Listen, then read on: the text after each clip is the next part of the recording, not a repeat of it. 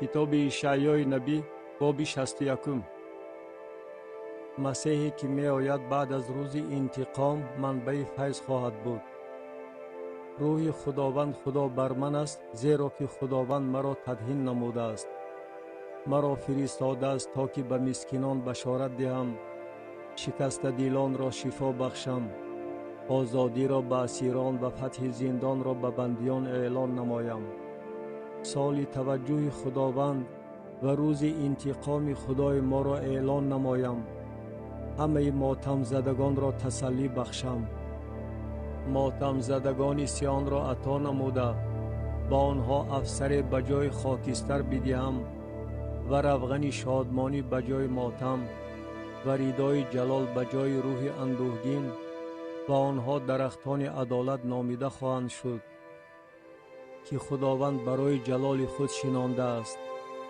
و آنها ویرانه های باستانی را بنا خواهند کرد، خرابه های قدیم را برپا خواهند نمود و شهرهای ویرانه را که از دورهای پیشینه خرابزار شده مانده است از نو برقرار خواهند کرد.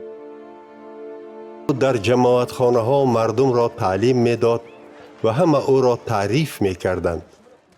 همین طور او به شهر ناصره آمد که در آنجا به وایه رسیده بود.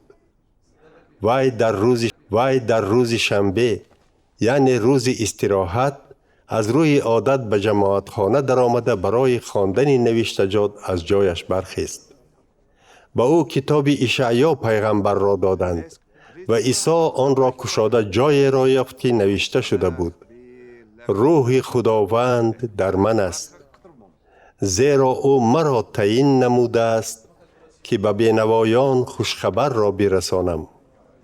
او مرا فرستاده است تا آزادی اسیران، بینا شدن کوران، رهایی ستم دیدگان و سال فیض بخش خداوند را اعلان نمایم. بعد وی کتاب را پوشیده به خادم داد و به جایش نشست. در جماعت خانه همه با دقت به او نگاه می کردند و او به سخن آغاز نمود.